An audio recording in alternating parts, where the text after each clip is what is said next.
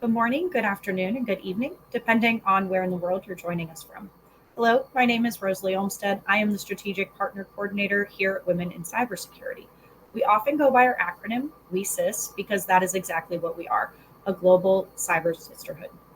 It's a pleasure to have you all here today with Strategic Partner Cisco. But before we dive into today's presentation and before I pass it over to Kiana, I'd like to give you a brief overview of the WeCIS organization. WeCIS is a 501c3 nonprofit organization with a mission to recruit, retain, and advance women in cybersecurity. Our community is made up of over 11,000 members in 107 different countries. We have 68 professional affiliates and 321 student chapters around the globe.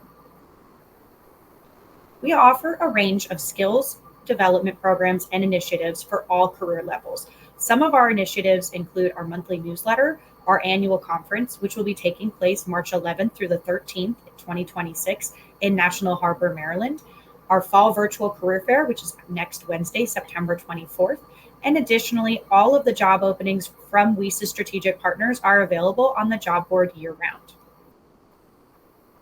Currently, we have applications open for the following programs where you're able to participate and grow and advance your career. The applications include our book club is coming up in October, the Stage Ready Public Speaking Fellowship has applications open right now, and our Vulnerability Disclosure Program. If you have any questions about our current available programs, please feel free to email info@wecis.org.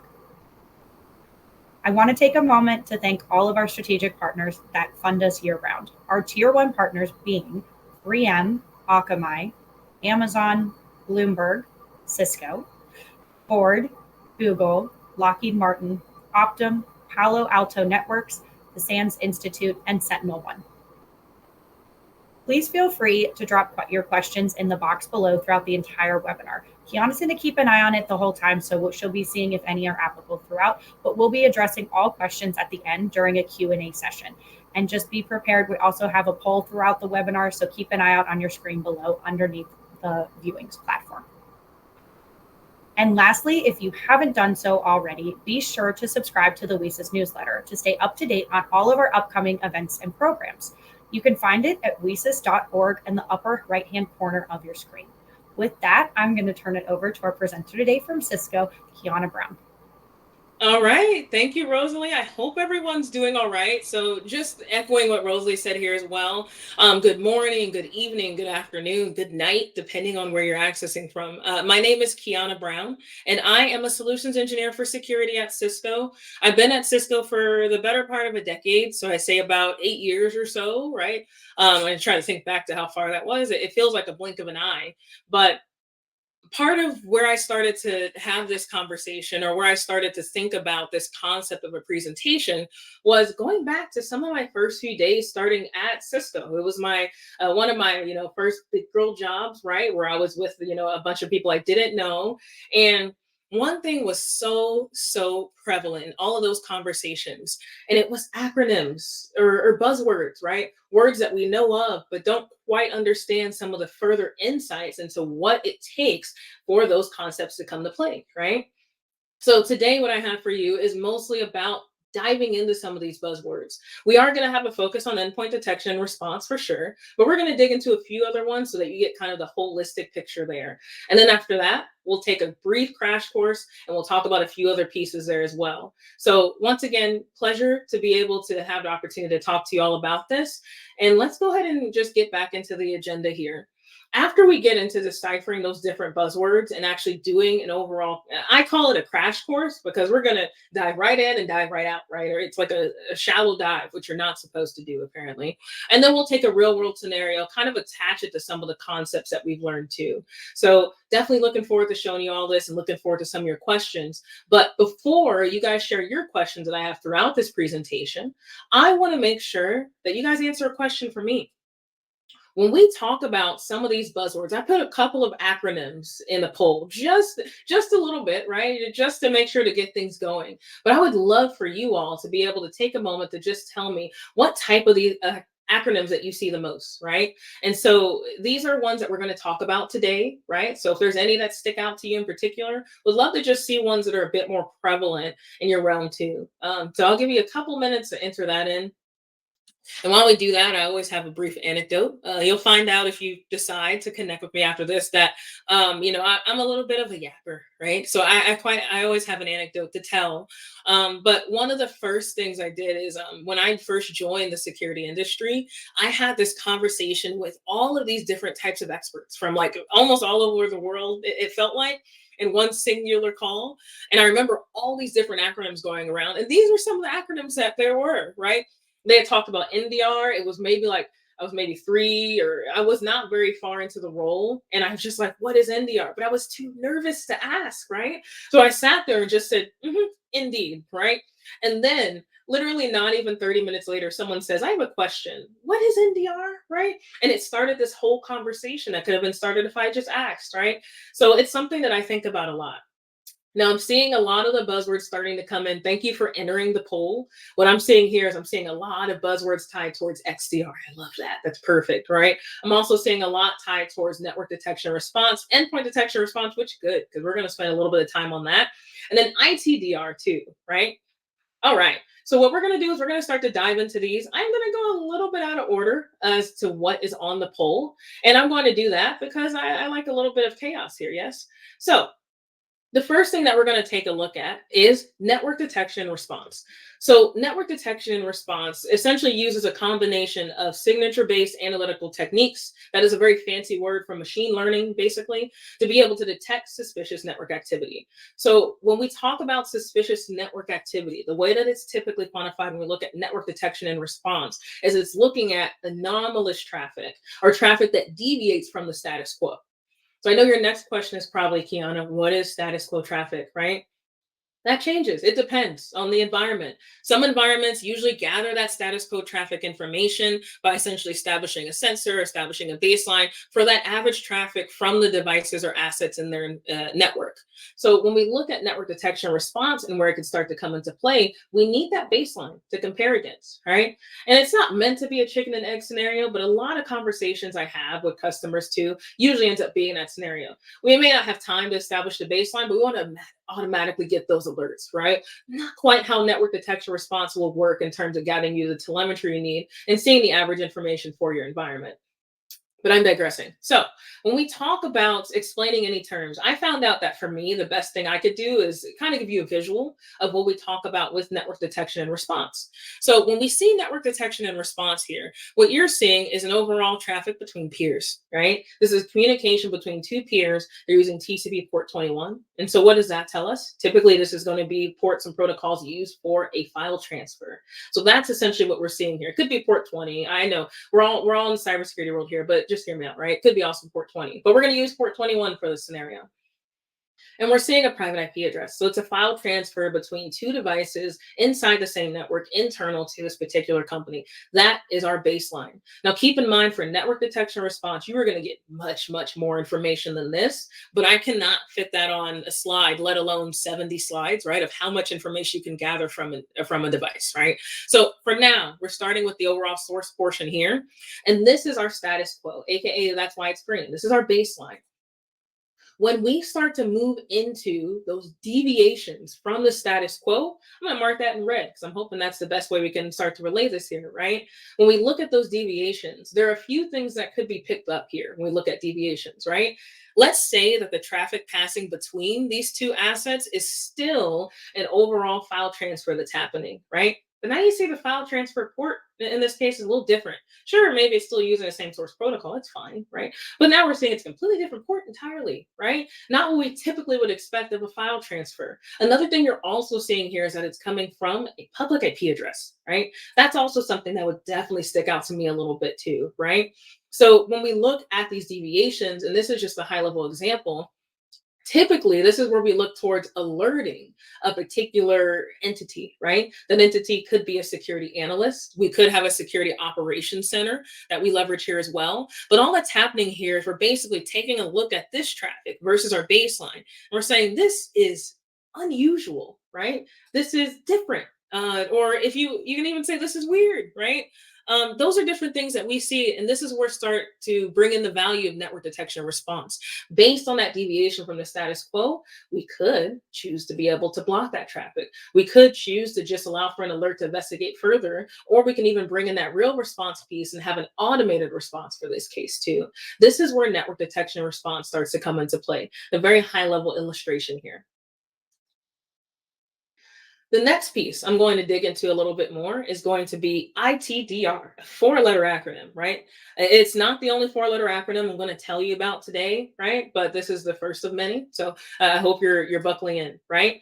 When we talk about identity, identity is all about looking at different user anomalies that are tied to our devices here. So when we look at user anomalies that are tied to environments, what's happening here in this scenario, remember green is kind of, our standard. In an ideal world, what would happen, which basically never happens, right? But let's say we have a user here that's sending an overall email to an end user. I didn't give the end user name, so we'll just use Kiana, like myself in this scenario. And basically, they're sending over an email attachment that has something important, something corporate, right? Something deadline, right? That's basically, that's what we're assuming that this is full of, right? Something important in those pieces. And when it sends that information over, that user will say, sure, I know John, right? I'm very familiar with John. I've worked with John before. We've exchanged emails before. Maybe I've met John in person before, right? These are different things that help from a human side to say, hey, I know this person. I know they wouldn't send me anything that's intentionally malicious. So I'm going to go ahead and open this up. Or maybe there's already a topical conversation around this that they had before this information was sent, right? So much context. But when we start to look at where identity threat detection and response can really start to play around with things, this is where we start to get into the scenarios that are not so ideal, right? Because now what's happening is, let's say, oh no, John was unfortunately a victim of a man-in-the-middle attack, or their overall session in their browser was hijacked too. Now in this case, this user, right, still has valid credentials, which means that it's still going to look like John. But for this demonstration, right, we're just going to show it as a spicy little laptop that's in the corner. But what's happening here is it's saying, hey, I have a file for you too. I'm John, right? Please open this file. Now, typically there's going to be a lot more social engineering than that. It's not going to have this kind of weird, punctuation and whatnot. Usually there's a little more finesse into it. But for the sake of this example, let's say the end user on this side, as Kiana in this case, is saying, hey, it looks like it's from John. Maybe the wording is a little strange, right? But I'm going to go ahead and open it. I trust John. I know John, or John has a reputable domain, or John is part of the inner part of the company because of these internal reports, right? So let's go ahead and open it and see what's going on there. That's typically where we can have some value in identity threat and detection response, right? The value that comes from this is maybe we could extract a few things about this user behavior. Maybe all of a sudden, John's IP made a sudden shift or sudden change that's tied to a different location entirely that he couldn't have possibly moved to in 5 seconds, right? Maybe we're seeing that John sends an average of 10 emails a day, 10 messages a day as a user. But then all of a sudden, after this hijack happens, there's 500 emails happening every 5 seconds, right? These different anomalies are something that identity threat detection response can also help us with as well. So just something to keep in mind when we talk about these two pieces. Now, when we talk about deciphering other pieces of the puzzle, this is where we get into the good stuff, right? This is where we get into endpoint detection and response. So we're going to take this process a little bit slower, right? Because this is going to be very, very important. Endpoint detection and response, it's not the end all be all, meaning that you have to have this in order to make sure that your environment is up to snuff, but it is pretty darn important, right? Having endpoint detection and response allows for us to protect assets from different types of behavior that could occur. Now, the behavior could be downloading a file. It could be file-less malware, right? Which is also a big thing too. If you're not aware, file-less malware is also very prevalent. Polymorphic malware that basically changes maybe its duties or its conditions as it spends more time on a device. That's also things that can be picked up by endpoint detection response on an individual endpoint. So you can bring endpoint detection and response together with a network detection response or identity threat detection and response to have a bit more of that holistic view. So if we take this, we're going to take a little baby steps for this scenario, right? I'm still doing visuals, right? I'm just a visual learner, but of course, if you need direct references, I can always, send some information over on that. But when we talk about endpoint detection and response, right now, we just have a user. This user is also nameless, right? Because I didn't think that far ahead, I guess. But in this case, they want to send information over about a bonus, right? Now, I don't know about you, but If I'm in a role where I can get a bonus, whether it's yearly, whether it's however many times a year, right? I'd love to hear it. So in this case, this user is sending over bonus information, and this bonus information is going to an end user and it's saying, hey, I like what you're putting down, right? I like what you're hearing. I'm seeing this PDF file or what looks like a PDF file, and I'm going to open it because you said you have information about my bonus. I didn't hear anything about it. I had no context, but maybe it's just meant to be a surprise like this, right? So in this case, what you're seeing here is you're seeing a file that's being shared over to the end user. Now, when we talk about endpoint detection response, we're using a file for this example, but as I mentioned before, there are cases of fileless malware, but any type of artifact that we're pulling in, we have a hash for, right? We can use that hash to be able to identify different artifacts of malware. So the hash 123, and you can choose to make that an MD5, SHA-1 hash, whatever you like, right? But basically what's happening here is when we send that to this endpoint, what's happening is they open up this PDF. Maybe they see some weird information. They're opening up a PDF, but all of a sudden the command prompt opens up. Maybe it even flashes on the screen for a moment if we have a real tricky adversary. Those are things that could happen without having an EDR in tow. But as we start to add endpoint detection and response into play, right? This is where we can start to say, all we're doing is adding that additional hop. Right now, we're taking that same exact hash. It's still malicious in this scenario. We're sending it to our endpoint detection and response solution. That endpoint detection response solution will tell us, yes, this is malicious. Please stop it from going to this endpoint. If it were not malicious, it could choose to proceed. And if it were unknown, we could actually send it for further analytics, right? This is what you would expect out of an endpoint detection and response capabilities here at its core, right? The reason this is so important is because of the next slide I'm about to show you. Now, this next slide gets into a concept known as extended detection response. And according to the poll, this is probably the acronym you hear the most. Technically, extended detection response would be an EDR acronym, but as you saw, we can't have two EDR acronyms, right, in the same concept. So we're just using the next letter over. And to be fair, XDR does sound a little bit cooler, right? The idea of XDR is to allow for us to bring in that telemetry from network detection and response, allows us to bring in that endpoint data as well as any processes, modified commands, anything like that from the assets, and bring that into this cohesive solution. And then we'll bring in the identity piece, any potential user anomalies. What happens with extended detection response is it's essentially enriched by the NDR, the EDR, and the ITDR, right? To be one cohesive solution. What happens there is that means we can make one decision in one place to be able to respond to threats. And I'm going to introduce a few acronyms towards the end of this call. It's the other four-letter acronyms here, right? But when we talk about these pieces, what this means is that if we're able to respond in one singular place, we don't have to hop from dash to dash to investigate a threat, right? We don't have to piecemeal different things together or rely on an API call to pass that information back and forth, on demand. What we can do here is we can actually leverage one singular place for this information, one singular response that is then pushed out to these other capabilities that we have. And these aren't the only capabilities that we would have as well, right? We can always have other things that are brought in to enrich something like an XDR too, right? We can always bring in information from, additional context from mobile devices, right? Things along those lines. All those things help us to have more information to build on so that when we are investigating it, we're investigating it with the most informed and intuitive information that we can have. Whew. Okay. So I spent a little bit more time, but I think we'll have some time at the end, so that's fine, on just talking about some of those overview concepts, right? Very quickly. If it's your first time seeing any of those concepts too, right? I hope that those visuals helped a little bit. What we're going to do is we're going to make a slight pivot, right? Or a slight pivot into the MITRE ATT&CK Framework.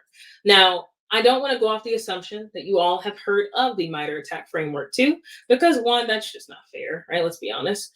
When we look at the overall MITRE ATT&CK Framework, there are a few things that we want to keep in mind. The MITRE ATT&CK Framework is something that is a publicly accessible tool today. If you go to attack.mitre.org, this is something that you could leverage at the moment. So just something to keep in mind, right? We're not necessarily missing out on too much here. Just if you're not aware, you can publicly access this information at any time. But I still have a definition for you anyway, right? And a definition is just a high level overview of what the MITRE ATT&CK Framework can do. So the MITRE ATT&CK Framework itself is it's essentially, as I mentioned, globally accessible, and it's a knowledge base of TTPs that stands for tactics, techniques, and procedures. And this is all for publicly available threat information, right? So when we talk about publicly available threat information, that means that we're only looking at threats that have public disclosures that are tied to them. There are cases of different types of threats that could have been categorized, but they could be in one of two categories. They could have not been disclosed for whatever reasons. Maybe there's an active investigation going on, or let's be honest, they could have not been discovered yet, right? That is also a huge, huge, huge piece of this, right? So just make sure that you keep this in mind as we start to look forward towards the MITRE ATT&CK Framework, right? This is all about publicly accessible information for a publicly accessible knowledge base. And before some of you get at me and say, hey, well, ATT&CK is also an acronym too, you're right. I'm going to break that down for you. ATT&CK stands for Adverse Tactics, Techniques, and Common Knowledge. Okay, just something to keep in mind. We're looking at the MITRE ATT&CK Framework specifically when we're approaching this scenario. But one thing I like to bring up too, and I've had a lot of conversations about the pyramid of pain. It's something that even in just high level conversations, when I would bring them up, sometimes we're not too familiar. So if this is your first time seeing the pyramid of pain, welcome. Right? I like to bring it into conversations when I talk about the MITRE ATT&CK Framework, because the whole goal of the pyramid of pain is to make the overall the job for adversaries or malicious actors a lot harder, right? And we work our way up by doing that. I also just like that it's called the pyramid of pain, not just because it has pointy edges, but because, right, that's what it's supposed to be. It's supposed to be a painful process to try to circumvent these. And hopefully, by the time you get to the top of the pyramid, you have adversaries that say, I don't want to touch this anymore. Maybe they'll go do something else. Or even better, right? They run away because they have nothing else in their arsenal and they don't impact anyone else, too. That's what you want from this pyramid of pain, right? But just a little history on David Bianco's Pyramid of Pain. This was essentially established in 2013. So that was a long time ago. It still hurts my feelings to say 2013 was a long time ago, but it was, right? And it's still relevant, right? This is still something that's used. These are still something I would leverage in conversations today. And so when we talk about the pyramid of pain, when we start to work our way up, you'll notice that each step on this pyramid makes it more and more difficult for different types of adversaries here. So if we start at the very bottom, the big boy, right, which is hash values, you'll see that there's a trivial sign to this, right? When we talk about trivial hash values, all that means is that hash values are very easy for adversaries to change, right? Hash values are just unique file signatures that are tied to different indicators of malware, right? So a hash value can change pretty quickly. If you've never played around with hashes or anything like that, you could create a file today, and then you could create a file tomorrow, add a space button to it, that same exact file, you could duplicate it, and you have a completely different hash. Pretty much the same thing that you'll see malicious hackers do as well, right? In this case, what they'll be doing is they can just recompile the same exact malware that they have loaded, and they will get a completely different hash. So while it is still helpful to be able to track that malware via this hash value, definitely don't want that to be the singular end all be all, right? Because there are billions of hashes upon almost trillions of hashes that you will see in a lifetime, right? It can change so much. What we want to do is make it more difficult for them, right? So maybe we say, all right, I don't just want to stick with hash values. And hash values, keep in mind, this is something you can see in an EDR solution. You can also see this on other security solutions as well, but that's not the only thing they have in their arsenal, right? Usually the next step you'll see up is IP addresses. Now, IP addresses are also fun too, because it is very, very easy for IP addresses to be spoofed, right? You could Google how to spoof an IP address right now, right? So these are different things. I should say, don't actually do that. I'm just saying you could do that right now, right? But when you look at different IP addresses, right? IP addresses are a lot easier to be able to modify when it comes to some of the other portions of this pyramid. So even though it is still something we can use to track different attackers and whatnot, attackers could just change their locations, especially if they have multiple global servers that they're using, an overall kind of like adversary, like conglomerate, honestly. They could truly just change their servers and it would change their IP address, it would change their location that they're coming from. So even though it's still something that's important to investigations, still, once again, probably not the end all be all. We definitely don't want to stop there. The next thing we could look at are domain names. Now we could look at domain names for sure, right? We'll get into some other capabilities here. The reason why domain names is a little bit more difficult than IP addresses is because somebody has to pay up. If they want to try to get something out of changing or spinning up new domains for a campaign, they're going to have to pay for those new domains, right? It costs more for them to spin up a new domain than it would be to change servers on an IP address or to change their IP address altogether. That's why you see that here. Most times when you have adversaries, they don't want to pay anything, right? So that's kind of where we get into the bottom half of this pyramid here. Now, as we start to move towards the top, this is where we get annoying. And I don't know about you. I think for most of my life, I tried to avoid being annoying in every context except for this one. So when we look at the pyramid of pain and we start to talk about the annoying pieces, this is when we get into some patterns that are really hard to change. So I grouped network and host artifacts together just so that my pyramid would still look cool, but also because they kind of coincide together. You have your network artifacts. Your network artifacts allow for you to look at observable patterns inside of traffic. And I know that sounds like one solution we've talked about a little bit before, network detection and response, right? Not the only solution that can help with that too, right? But being able to look at that overall traffic, observable patterns, what deviates from the status quo, unusual traffic that we may see coming from a user or a device or an asset, those are different things we can grab from a network artifact perspective. From a host artifact perspective, we can grab even more. This is actually it's actually really interesting, just because I had a conversation about this the other day with host artifacts. A lot of times when compromises happen, there is usually quite a lot of evidence left behind because once they get those crown jewels, in most cases, right, they'll high five and run off into whatever sunset, right, there is. So when we look at host artifacts, we're looking at evidence that's left on devices that something has taken place. This could be modified registry keys, which in the SharpRhino case, we're going to talk about a lot more. This could also be other things like file paths that are added, new additional agents on an endpoint too. So these are different artifacts we can start to pull on, and we can use that to help prevent other cases in the future. So maybe that information was part of a zero-day exploit. We feed it to threat intelligence. That can help us to prevent other things from happening in the future as well. Now, where we start to really bring the pain, right, is where we get into tools and TTPs. Remember, TTP stands for tactics, techniques, and procedures. When we get to tools, think of tools as basically like attack software, right? So, in my spare time, when I do play around with this very legally, what happens is, I have tools that I do kind of rely on, that I do use quite a bit of, right? It's something that, as I look at those different tools, I think, man, I am a creature of habit, right? We all kind of are in one way or another. And so when we look at these tools that adversaries are using and we prevent specific ways to prevent from those tools being used on our environment, let's say you had an nmap scan, for example, right? What we could do is we could just say, okay, well, we're going to prohibit nmap scans from happening behind whatever IPs that we have registered. That's just one of many different tools that could be used. And I'll even call myself out here.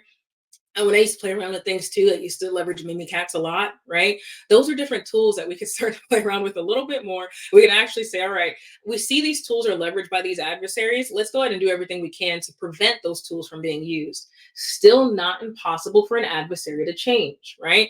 But it is very, very, very annoying. Or in this case, just referring back to David Bianco's challenging, right? It is very challenging for adversaries to change that. But it's harder than that. Tactics, techniques, and procedures, because that includes multiple tools, that includes numerous network and host artifacts, domain names, IP addresses, hash values. All of that information is included in those tactics, techniques, and procedures. And not only are we really, really, really annoying, right? Those indicators of compromise that we have in this pyramid are just kind of sub areas of what the tactics, techniques, and procedures can help us with. Because with the TTPs, we're looking at attackers' specific behavioral patterns, right? That is a huge, huge deal in terms of how we would go about making sure that these overall compromises don't happen again with the same methodology, let alone the same tools and additional information. We want to make it as difficult as possible, right? We maybe even want to make them cry a little bit, right? So this is what we want when we talk about bringing the pyramid of pain.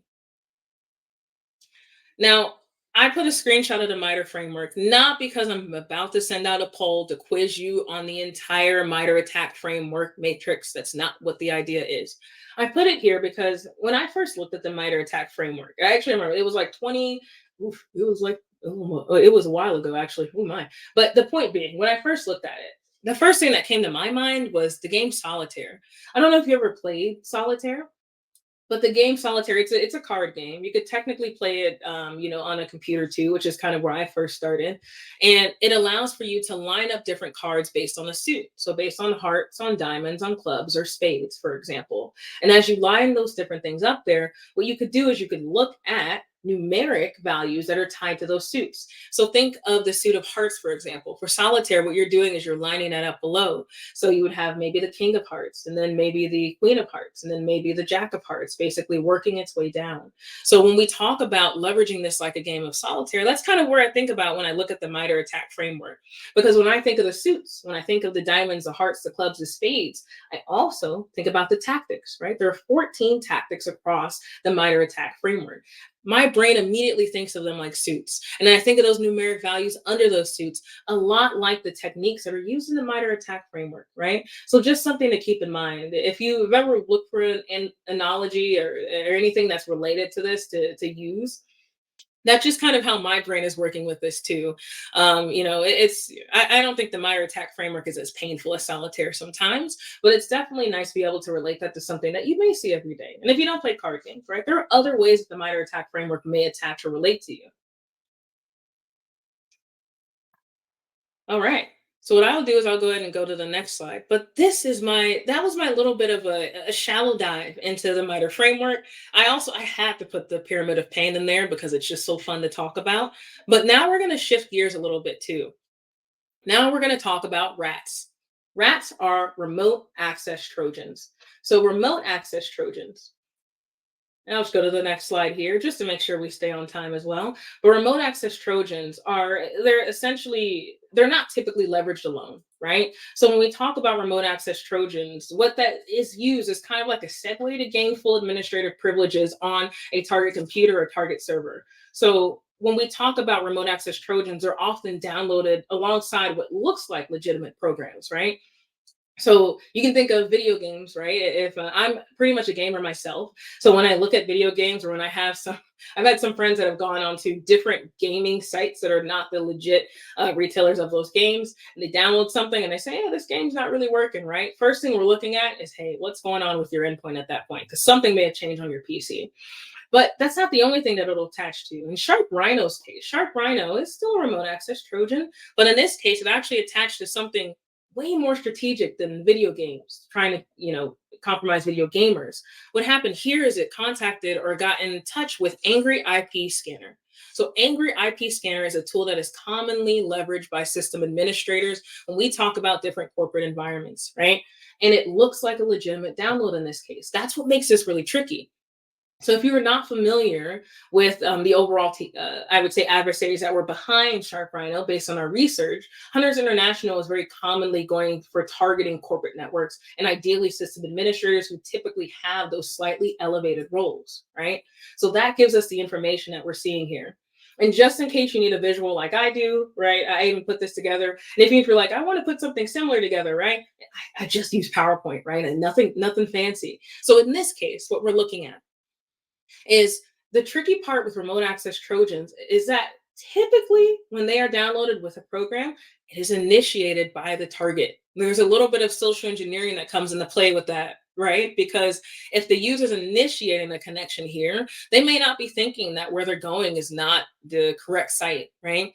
So in this case, what happened is there was essentially some ads that were put up for Angry IP Scanner. You type that into your search engine. So, it's still belabored to which search engine this particular user leveraged. But when we look at the search engines here, and when they start to type this in, they probably pick the first thing that came up, which looked like Angry IP Scanner. The website looked like Angry IP Scanner. The downloads looked the same. Everything looked the same from an end user who may have used this tool before or is using it for the first time. It may look legitimate, right?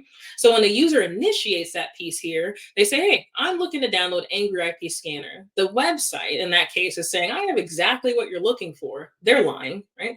But that's what they say. So then the user downloads that file. So that little green picture you see, that's the legitimate piece of the executable that's leveraged here, but attached to it is that remote access Trojan. Technically, it is appended Yes, appended to the end of that file in most cases. Prepending it is not something I typically see, but that happens too. Sometimes it's put in the middle of the headers, but in this case, it was essentially appended to the end of this file. And when that user clicked it and used that executable in this case, it opened up a PowerShell prompt that allowed for data to be exfiltrated to a command and control server. That is in short what SharpRhino did. There are so many layers to what took place, what circumvents they did, how they went about evading the events and whatnot. But if we decipher this just a little bit more, right, we actually can look at different pieces of the MITRE ATT&CK framework that this could be tied into. So when we look at different pieces of the MITRE ATT&CK framework that this is tied into, I want to caution a few things just to start. This is a very, very complex attack, meaning there's a lot of obfuscation that happened, a lot of exercises that were used here. So what I'm showing you is the highlights. There are actually a lot more tactics that are tied to this SharpRhino case, right? And those other ones that we're missing is essentially going to be the defense evasion. It's going to be the overall impact, and it's going to be the exfiltration. We're kind of going over the highlights so you can kind of see those common stages that have happened here when we mold this into the SharpRhino framework. Now, as we start to, look at this a little bit more too, I do want to also, of course, just give shout outs, right? When we look at molding incidents into different attack frameworks, there are a lot of resources you could use. There are a lot of threat intelligence, entities that you could use to get insight on where they categorize it and why and what information they have too. There are some cases where things might be slightly modified depending on the vendor you look for. But what matters is that you're looking at that overall piece of that pie, right? You're being able to look at, here are the steps that were taken. Here are the tactics and techniques at the very least that were leveraged here. And maybe we get into some sub techniques or procedures too. But I'm digressing a little bit. I'm getting a little bit ahead of myself. Let's actually take a deeper look into what's happening here, right? So if we start all the way on your left, I believe, at initial access, I basically added all of the IDs to these too. If you ever want to look into these and you don't want to have to hop through all, what is it, 191 techniques or 400 sub techniques or something, you don't want to do that, right? You can always take these tactic IDs and look a bit further. But the first step is always going to be that initial access. And that's the first objective of really any compromise. How do they get that additional foothold into the network, right?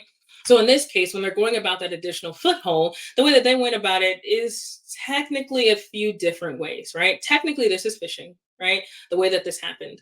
But the actual method or the actual technique, if we want to get really practical here, we're all friends here, is going to be typo spotting. So if you're not familiar, typo spotting is basically when you impersonate a legitimate or widely used capability in short, right? So in this case, they impersonate an Angry IP scanner. They look like Angry IP scanner. The download executable looked like something you would see from Angry IP scanner, right? Everything was kind of leveraged there, but it was specifically to target IT professionals. You're not going to usually find an average user that's not tech savvy or cybersecurity savvy, right?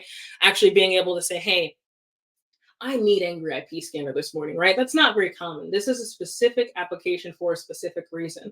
So that's that initial access, at least at a very high level.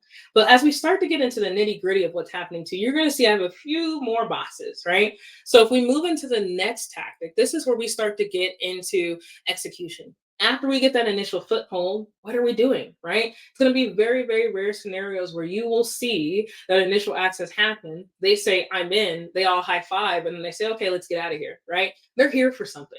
So in this case, when we look at execution, that's telling us exactly what type of system processes have been used to be able to execute this malicious code. In this case, it was PowerShell, right? Yes, you can execute malicious code via trusted applications like PowerShell. If anything, it's actually quite common because the user's never going to remove PowerShell. They may not think much of it at first if they see the PowerShell prompts open, right? So these are different things from an execution perspective that are used. They utilize PowerShell to be able to dig a little bit further in this case, to be able to make or push commands to this endpoint.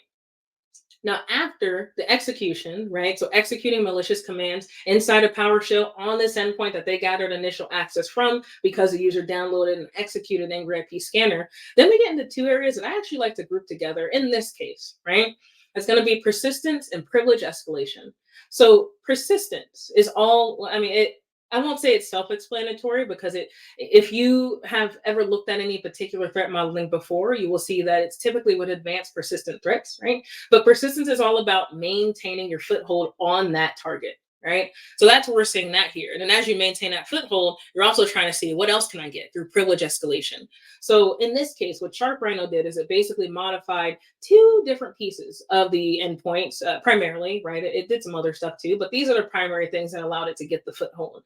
The first thing it did is it actually modified the Windows registry keys. Now, even though you see me smiling here, this is all very bad, right? But it's also fascinating to understand because it is really playing on some of the average responses you may see in the event of a compromise, right?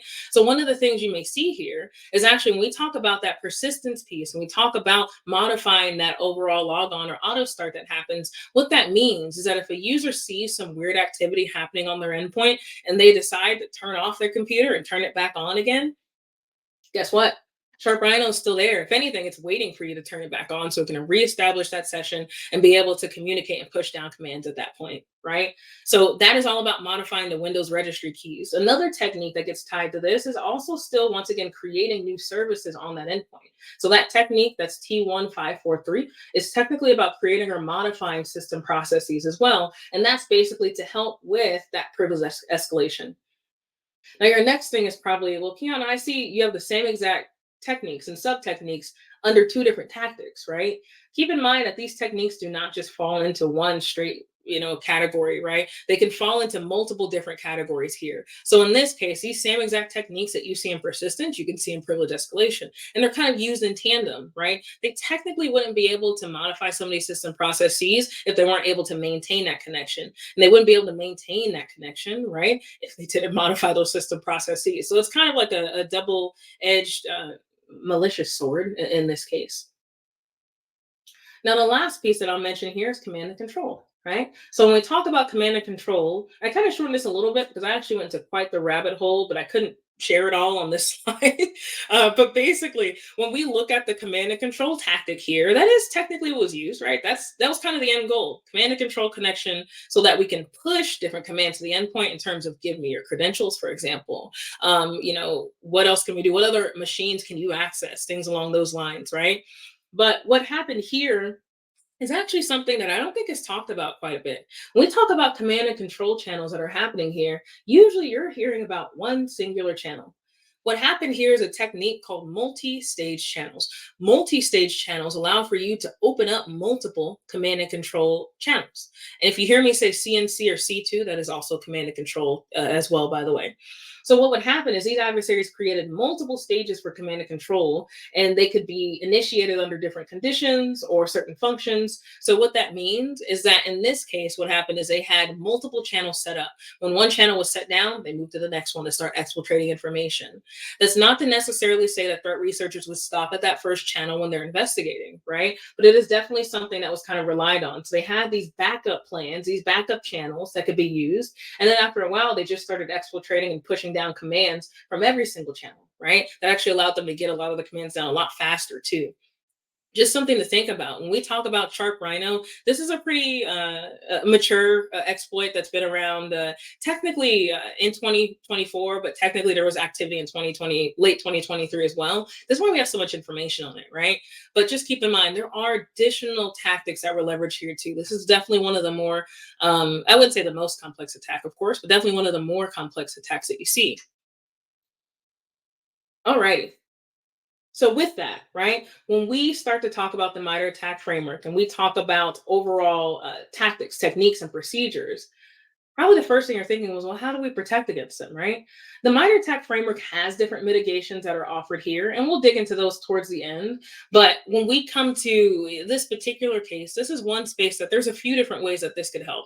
Network detection and response could absolutely help with what we're looking at here. When we look at network detection and response, technically what this would be looking at is the overall deviation from the status quo, right? And let's say, hey, we've never seen a user go to this site. And by the way, that is not the actual malicious site, by the way. Don't go and tell anyone that Kiana sent you to that website, right? That's a fake site, by the way. It's a fake site. Anyway, so in this case, when we look at network detection and response, what's happening is we could say, hey, we've never seen a user go to this website, or maybe we're seeing that there's an insane amount of packets coming from this website, something that's very abnormal, very unusual And we're also seeing that this connection has been established for over 3, 4 days, 7 weeks, whatever the time length is that they use to exfiltrate that data, right? That's something that network detection and response could certainly help with too. But I feel like it'd be helping with a certain piece of the puzzle. Because in this case, when we look at network detection and response, sure, it can alert us on the deviation and it can also respond in kind with how you'd go about mitigating it or blocking that connection too. But you also have to keep in mind that as we start to look at that, we would have to have that baseline to compare against. And that's not to say that this target did not have an NDR solution in play, but let's say if they didn't, right? Let's come back to endpoint detection and response. I think when it comes to security, I definitely am a bit more on the pessimistic side. So I'm not thinking about if a compromise happens in my environment. I'm thinking of when, right? And how I can protect that. And when we look at endpoint detection and response, not only could it have helped us with that initial, of course, block of the file prior to download. Apologies. Numerous meetings coming up. But not only can we help with the prevention of that file prior to download, right? We can also make sure that if we download that file anyway, if we have a user like a system administrator that could possibly bypass, the decisions that your EDR solution would make, now we can also say, hey, you downloaded this file, you executed it of your own accord, but look at these changes we're seeing. Look what's happening in PowerShell right now. Look what's happening in your command prompt. Look at this connection that you've had for the past 7 days to a web server that is your first time connecting. Look at all these packets that are being passed between the two entities, right? This is something that endpoint detection response can certainly help to give you a lot of that additional context and a lot of that additional visibility as well. But just something to keep in mind, NDR, still helpful in terms of looking at the traffic between peers and between different sites too. EDR is also a great large piece of the puzzle. We need that information, right? No matter what path we decide to go down, let's say you wanted to pursue extended detection and response, right? You have to have an endpoint detection and response solution in play to help there too. And then those additional pieces can help to enrich what we need here as well. All right. Whew. Now, I'm bringing up this handy dandy slide again, not because I want you to read all of this, right? But what I want you to gather from this, and if you want to reference this in the future, more than welcome to, right? But when we look at endpoint detection and response, it is a great approach to being able to protect and reduce two things: the mean time to detect, that's your 4-letter acronym I talked about earlier, and the mean time to respond to threats. But let's say we wanted to speed up that process even more. If there are multiple different security solutions in an environment that they have to log into, we have to bring it back, right? We have to hop into that concept of extended detection and response. We make one decision in one place. And in the case of SharpRhino, we could say, all right, let's go ahead and quarantine this endpoint until we have more information via EDR. Let's go ahead and block this network connection that we saw via our network detection and response solution. And let's look at this user behavior and see there's this huge anomaly for this user behavior where they're sending an insane amount of packets to a source they've never been to before. All of this is bringing us contextual awareness to be able to make a decision on the traffic that we're seeing. Now, I said I would bring back the mitigations that were recommended through the MITRE ATT&CK Framework. So I just brought them back so that you could see them here. We kind of reviewed most of these by talking about primarily the endpoint detection and response. We're running a little bit low on time, but I think we should still have time for a few questions here soon, Rosalie. But when we look at the overall mitigations here, the first one is always going to be remove the program. That's makes sense, right? You want to remove the program once you figure out what is, the root cause of this, but that's not going to be the only thing, right? Remember that persistence piece. They're still persistently keeping that communication up. That Trojan has already made its way through the device, right? So while it's a great first step, definitely not the only step we want to take here. The next piece is also going to be preventing it, right? We definitely want to be more proactive than reactive. Sometimes we can't help it, right? But if we could be proactive about it, right, that's when we could use something called execution prevention. That's something that could be leveraged by endpoint detection and response solution. What happens there is even if there's a bypass to download that file, we could actually stop the overall endpoint from essentially executing it, right? So that's something that EDR could help out with a little bit too. And as we start to get into these other pieces, right, filtering that network traffic, going through that overall intrusion prevention capabilities too, those are different pieces that could start to come into play as well. So when we talk about these different mitigations from MITRE ATT&CK Framework, it definitely gives you the start of what you want to do, but you definitely want to make sure that what you're approaching is hitting on those tactics, techniques, and procedures that are leveraged by the adversaries, right?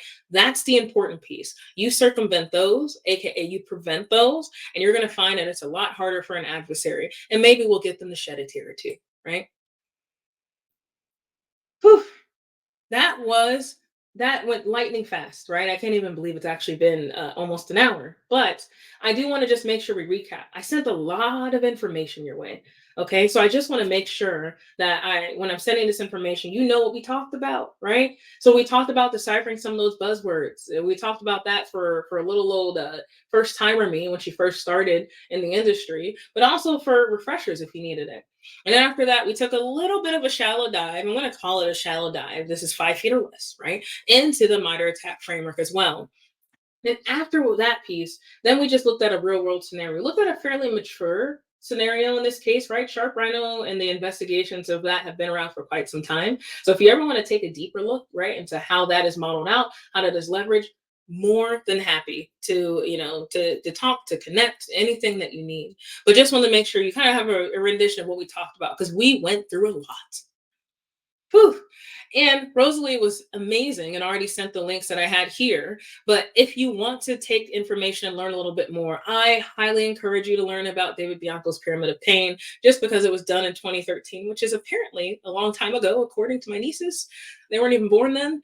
But if you could take the time to look through those steps and understand the importance of why TTPs are what you want to use when you're targeting your adversaries, and then bring that back to the MITRE ATT&CK Framework. I implore you, the next time that you're looking at your cybersecurity news or you're looking at some incident or breach that came up, depending on all of your roles, right? That you take a moment to say, hey, I can actually mold this out. I can actually see what's happening here. I can see how they got that initial access. I can see a little bit more about how they evaded the defenses for that environment too. Now, if you're curious about SharpRhino in particular, trust me, there are plenty of remote access Trojans out there. Okay, well, don't you don't have to focus just on SharpRhino. There's plenty more out there to investigate too. But if you're curious about SharpRhino and what that is, I do just have a couple of references there too. And lastly, I just want to thank all of you for giving me an hour of your time, for sitting and listening. And I see some questions coming in, which I'm really excited. I'm really, really appreciative of the fact that you all leaned in and you listened. And thank you so much, Women in Cybersecurity, for having me as well. With that, I think we can use the spare time left for any questions for sure, Rosalie. I am looking forward to it because I know they've been coming in. I thank everyone again. If you didn't catch those links, I'll be able to repost them as well. They're in the announcement section. So just keep an eye on that. And then this presentation will be available to go back and look at through the Bright Talk channel as well as on the WESIS YouTube channel. So you'll be able to grab all this great information again if you need to, because I saw that question a few times throughout the webinar. So first question, do you recommend security organizations focus more on EDR or NDR? So, I mean, of course, the ideal scenario would be both, right? Like it would always be like, yes, please go for both. But if you had to pick one, definitely endpoint detection response today. I mean, I think that network detection response is such a huge gap that I've seen in a lot of environments. And it really sometimes comes down to how they're deployed, honestly, right? A lot of customers I talk to aren't really ready to put in a whole entire inline solution, even though it can give you so much information, right? So usually I lean a bit more towards endpoint detection and response today, to be completely honest. Okay, wonderful. Next question. We have someone that is a non-traditional career switcher, and the difficulty they had with threat modeling was intimately knowing the network, even if you know the tactic, which gave them a pause initially. Learning the network to execute the technique was stressful. Do you have any tips for them? Yeah, no, totally. And I mean, that's something, right? So what we were looking at were publicly accessible threats and publicly accessible information. That is something that happened all the time. I have conversations with customers all the time that are just about, they'll say, yeah, we had an exploit, we had something happen, right? A couple of days or weeks or months or years ago. And then you say, okay, tell me more about that. And they look you straight in your face and they say no, which is great, right? So it makes it a little hard to go about that threat modeling. What I typically recommend, or what I do just in my own spare time, is I look at different scenarios, right? If a particular environment has not disclosed that information, that is technically up to them. I'm no lawyer, right? But they can technically choose whatever it is they want to disclose for numerous reasons. But what I typically do is I look at environments similar to theirs. So let's say you're looking at like a healthcare organization, for example, right? You're looking at that scenario and you may say, hey, I know an environment that says that they were hacked, that says they had this exploit happen. I may look at other healthcare orgs, see how that traversal happened, and kind of use those as references. And when I go back to conversations with customers about that, usually they're a lot more open to give information too. So I may say, hey, I've seen similar cases of this, right, from what I was reading online. And they kind of take that as, oh, that actually happened to us too. And realize that them giving you that information is bigger than themselves in most times, right? It's so much larger than just their one singular export or their one singular case. There are so many other environments that could benefit from not making the same mistakes, to be frank. That is very fair. I hope that helps for whoever asked. If you want to expand on that, if you feel like you had a follow-up question, please feel free to just drop it in the chat. This is hitting on the topics of AI and machine learning, which is such a hot topic within cybersecurity right now. With that and the rise of it within all of our technology, is the evolution of endpoint security going to include as a way forward for future solutions? So, in short, yes, I'd be extremely surprised if it didn't, right? Anytime you hear of Cisco, you hear about AI too, right? It's a focus, but we're not the only ones focusing on that, right? I feel like a lot of conversations I have too around artificial intelligence are always that it came out of nowhere, and it definitely didn't, right? It definitely did not come out of nowhere. What happened is it became more prevalent because adversaries started using them a lot more. They realized, hey, I can actually scale my overall exploits or however I want to go about my tactics, techniques, and procedures. I can use artificial intelligence to scale that out to 20 companies instead of one, right? I don't have to spend my time at each of these different pieces here. So I definitely think that'll be a future. And if it's not, then whatever EDR solution that is going to get left behind for sure. Next question is, do you have any ideas on how to get better acquainted with threat modeling? Any tips? Practice. Absolutely practice. I mean, like there was one point in time where it was like part of my job, and now I just do it for fun. And I'm sure there are other things I could do for fun, like I don't know, like go outside, touch grass, right? But like it is practice, practice, practice. Go out there, look at, if you don't already have feeds from, let's say, dark reading or cybersecurity news, start to get those ramping in, right? And as you get those ramping in, take a stab at it yourself. Just say, where do I think in the MITRE framework this would start to lay out? And then as you start to see different reports come in from other threat intelligence research companies, go ahead and just kind of, compare and contrast, kind of get an idea of what you think. So I hope that helps, but it's definitely just practice, or that's how it was for me. I have nothing else going on, so I spend a lot of time on the internet. I mean, I think with any skill and area you want to grow in, practice is the best way to continue that forward. So I think you're right. Next question, and just for viewers, we are reaching the end of our webinar. So if you've had a question you were waiting, please make sure you get it in. I'm going to try to get through all of them. If not, I'm going to just say, please feel free to connect with Kiana through LinkedIn. Yes, please. Continue that conversation. But our next question is, how long does it take for this extended attack to get noticed by an organization? It's too long. So like in SharpRhino's case, excuse me, this took about a year, right? And it's not completely unfounded for that to happen, right? This adversary in particular is notorious for doing things like this, and they're really good at covering their tracks too, right? Not every adversary will be as thorough as this particular case that I talked to you about here, but you could see anything from a matter of weeks, you could see anything from a matter of months, and definitely a matter of years. It's very common. So in this case, it took a year for this initial compromise, but this is not just one singular target. This also happened to multiple other targets as well. And so that averages out to about maybe I want to say maybe 4 to 5 months, I believe. Thank you for that. Yes, you do get a certificate for training. I'm seeing that it's downloadable through the right. Oh, yes. Okay. I'm glad I get to help you all because you all helped me. Yes, all WESIS webinars are ability to get continuing education credits. So Nice. just a fun fact. And the last is we have a few comments in here just saying thank you. They are just a thanks, saying a great big thank you. They've appreciated the presentation, and I think that's a perfect way to end it because we have a few just wanting to thank you for your time, Kiana. Thank you for educating and providing further resources to grow and develop our skill sets within the cybersecurity community. Oh gosh, it's so nice. Thank you. I was expecting like more drilling questions.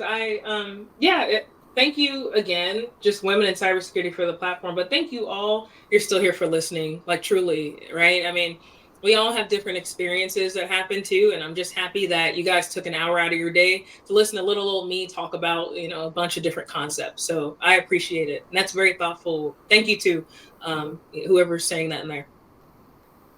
Thank you all for joining us. Thank you again, Kiana. It has been an absolute pleasure, and I hope everyone has a great rest of their day. Thanks, everybody. Bye.